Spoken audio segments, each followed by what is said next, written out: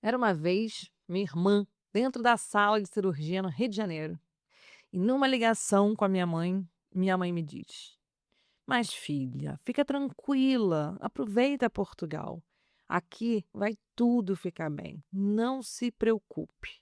E no meio do caos, minha mãe me diz: Mas filha, calma aí, o que você faz mesmo aí em Portugal? É que uma médica que estava aqui me perguntou: Você não tem outra filha? Cadê a outra filha? E eu acho que eu estou muito zonza com tudo que está acontecendo por aqui, nesses dias de hospital, e aí me disse assim: "Ah, a tua filha está lá em Portugal, né? Mas fazendo o quê?"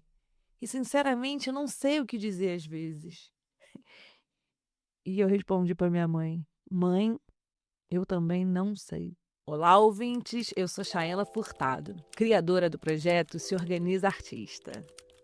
Eu criei esse espaço para compartilhar cartas dessas, bem íntimas, feitas de medo, raiva, amor, muita insônia, demasiadas planilhas sobre o que é viver de arte e continuar vivendo apesar de todos os vários pesares.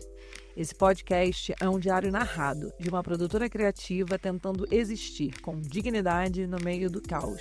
E às vezes, quem sabe, com um pouco de leveza também. Aqui eu misturo as minhas experiências pessoais e a loucura deliciosa de viver de arte, enquanto tento desvendar como criar novos imaginários onde possamos também viver para a arte. Aqui a gente confessa o inconfessável. E eu realmente espero que essas cartas funcionem como um espelho, refletindo em vocês pequenas faíscas de criação, coragem e companhia. Se você anda tentando fazer caber vida, trabalho, dinheiro e sonho, tudo no mesmo corpo, se está tentando não desistir e não sabe o que isso significa, bom, vamos tentar achar uma âncora nesse mar que muda muito conforme as várias marés. E a gente segue aqui tentando se organizar como forma de resistência ao caos. Então, seja muito bem-vindo. Você está no lugar certo.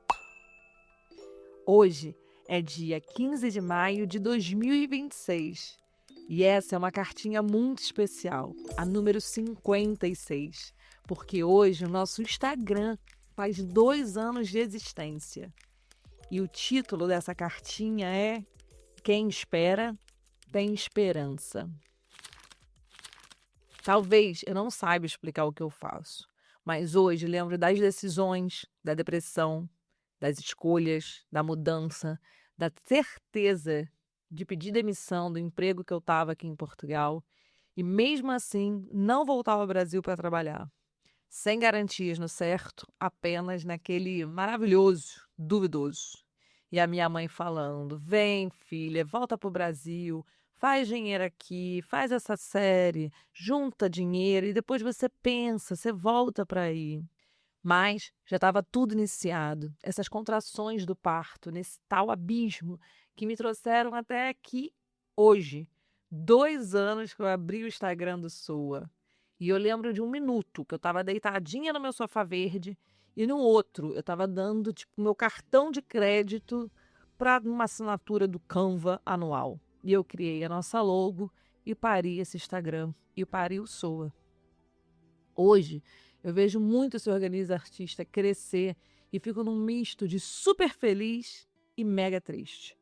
Porque eu tenho muita aflição de pensar que as pessoas possam estar chegando aqui no nosso projeto acreditando que, por um acaso, se Organiza Artista tem uma solução infalível para suas carreiras artísticas. E não, galera, não tem, pelo amor. Porque, olha, o meu plano de negócios, como é que eu sobrevivo com Soa cobrando 5 euros por mês de contribuição aqui na assinatura da nossa newsletter, com 2 edições diferentes, organizando material, pesquisando, edital, fichamento, curadoria, e que infelizmente quase ninguém contribui. Como sobrevivo cobrando 10 euros por mais de 3 horas de consultoria coletiva? E uma questão que me custou muitos anos estudando, escrevendo, errando, para eu tentar aprender e poder fazer uma consultoria. Sendo que isso tudo me custa muito mais de 40 horas de estudos, slides, e-mail, publicidade, assinatura do Canva, do Zoom, enfim, e fora todo o meu investimento de estar num doutorado, livros e cursos. A minha conta é exatamente como a maioria das pessoas que me escutam aqui. Ela não fecha. E há um problema em transformar arte em sobrevivência, porque eu não tenho uma fonte de renda fixa. Porém, contudo, entretanto, ao mesmo tempo, é aqui que eu me sustento. Menos em si da comunidade hoje do SOA, que ainda funciona muito na troca e quero manter democraticamente a informação pública gratuita. Mas o SOA ainda não é sustentável. Eu tenho certeza que será. O que me sustenta hoje são as consultorias e os editais. E sim, eu nunca trabalhei com outra coisa nessa vida desde os meus 17 anos. Eu tenho muito orgulho de dizer que eu sobrevivo do meu trabalho de produtora todo esse tempo.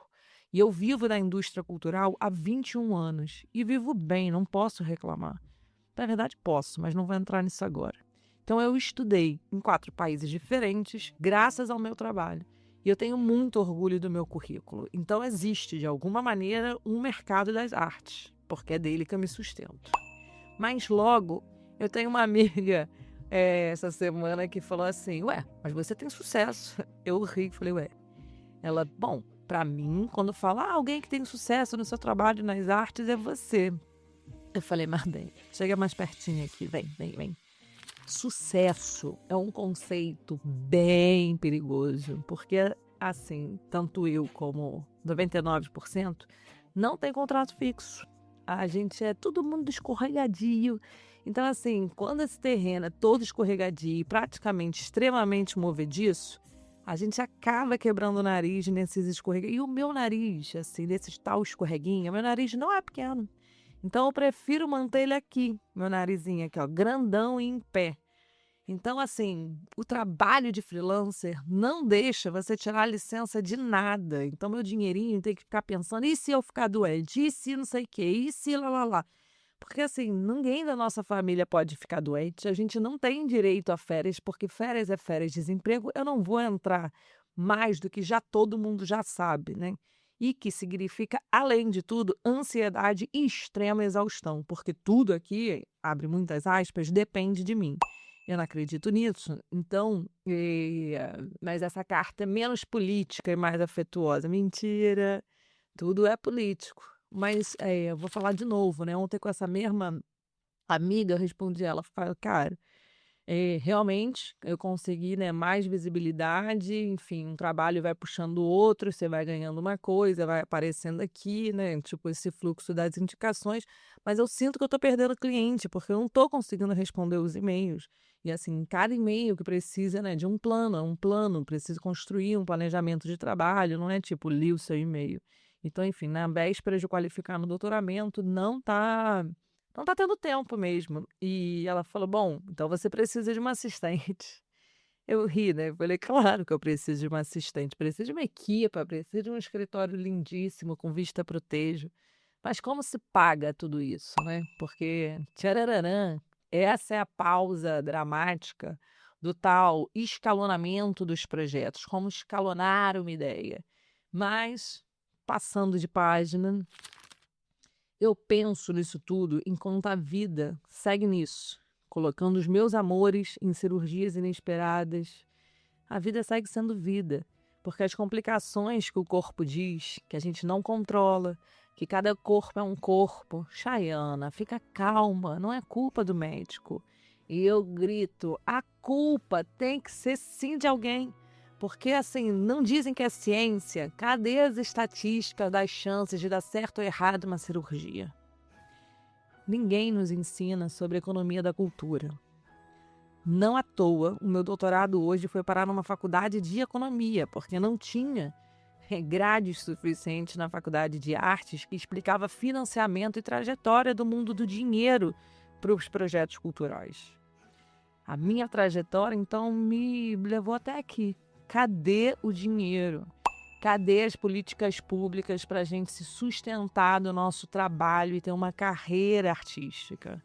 Chega desse ciclo de merda de achar que depende de nós. O nível da loucura de acreditar que os dados podem nos salvar, que a medicina é ação direta, é um pouco exagerado, já que eu sou eu, na lógica desses pensamentos que eu fico esticando e puxando em todo canto. Alguém está vendendo por aí consultoria como dado científico, que tem assim uma metodologia, uma fórmula, que faz uma e tem resultados milagrosos na sua candidatura? Porque eu posso vos dizer, eu tenho muitas artistas queridas que ganham edital, passam um ano todo com aqueles euros, prometem um bando de coisa no papel, elas ganham, elas cumprem, se esforçam para cumprir o que elas botaram ali. E no próximo ano, nada. Porque é naquele ano que elas ganharam o edital, elas estavam fazendo arte, trabalhando compulsivamente, sendo vários chapéus ao mesmo tempo. Produtora, diretora artística, criadora. E como elas não conseguiram, nisso, se planejar para estruturar além daquele projeto pontual, porque o dinheiro mal cabe para aquele projeto que é pontual, sustentar o depois. E aí vem esse buraco, a falta de consistência, né? Um tal gap, o medo do vazio no currículo, porque nesse meio viramos o que já éramos, né? E às vezes a gente acaba esquecendo no meio do processo que a gente é simplesmente classe trabalhadora. Então a gente precisa de dinheiro e a criação artística por si só hoje não é considerada trabalho. Então eu acho que às vezes a gente romantiza essa criação desde o século XIX porque ninguém realmente olhou para a cultura como uma economia. Então assim, não no mundo dos meus livrinhos, que tem um bando de livros sobre economia da cultura, mas aqui, no dia a dia, na troca do bar, entendeu? O artista falando de dinheiro, vamos falar de dinheiro. Mas a gente tem que prestar atenção do que a gente já sabe, assim. Se você não é herdeiro, você tá ferrado, né? Então, tô falando aqui de artista da classe trabalhadora, não você que teu pai paga a tua arte, entendeu? Mas a gente volta então aqui para essa classe que vos falo, que quase ninguém nos ensina sobre exatamente sustentabilidade nas carreiras artísticas. Essa relação com o dinheiro, falar, pensar, discutir, trocar, ter planejamento financeiro e continuidade. Eu, no meio da pandemia, aí resolvi estudar finanças. Estava desesperada, né? Sem trabalhar, obviamente, fui estudar sobre o que eu queria, que era dinheiro. Então eu lia literatura e ficava vendo youtuber falando de aplicação de dinheiro. Eu fiz um curso de finanças, como colocar o seu dinheiro, não sei o que lá, onde rende mais. E aí eu fui, na época, eu botei, tipo, alguns dinheirinhos que eu tinha em CDBs, né? Que são fundos de créditos bancários que tem no Brasil. E aí, depois de 6 anos, né? Agora, ano passado, ano passado não, esse ano, né? Escândalo, tudo falcatrua. Era o grande escândalo do Banco Master. Porque a gente estava lá, tentando ter o dinheiro de volta agora, estou aqui na FGC, no Fundo Garantidor de Crédito, tentando ter meu dinheirinho de volta. Mas todos esses dinheirinhos que eu botei em investimento viraram o maior escândalo de corrupção do Brasil. E que ontem ainda, porque o Brasil é um grande plot twist, virou um esquema de corrupção que botou Eduardo Bolsonaro pedindo dinheiro para o amigão dono desse banco que eu botei aqueles dinheirinhos há 6 anos atrás, achando que eu ia ter algum lucro de investimento, para fazer um filme sobre o pai dele. Porque não tem milagre, né, que faz o bolinho crescer mais rápido. Não tem, não tem. Quando tu vê, tu tá isso, tu patrocinando filme de bolsonarista. Jesus, entendeu? Porque tu colocou lá R$ 10 num fundo de investimento. E bizarro, assim. Porque se você não tem um banqueirinho para chamar de seu, como o Dudu Bolsonaro tinha, então não tem fórmula mágica. Porque de fórmula mágica, o inferno está cheio. E eu não sei se deveria ser mais como minha mãe que me disse: filha, tô tão exausta nesse hospital, tanta coisa com médico, nome, remédio, que às vezes eu acho que eu cheguei num estágio não humano. Eu sou uma fé. Tempestades também têm nomes. E antes de ir para o Brasil, eu fui jogar meus pensamentos em flores durante uma tempestade que se chamou Tempestade Ingrid por aqui, nas ondas gigantes de Nazaré. fiz promessa, cruzei a tempestade com um carro que ficava bailando na estrada, olhando os carros, todos com alertas ligados, aquela tempestade, uma ventania. Eu tive tanto medo, porque é preciso realmente ter muita fé no que a gente não vê, não conhece. E isso é o outro. E eu acho também que a gente chama isso de amor. E amor exige esperança. E amar também vem cheio de obrigações e tarefas. Porém, eu não acredito que a gente tenha que amar tanto assim o nosso trabalho, ou os números, ou os dados. Mas a gente não tem como esquecer deles.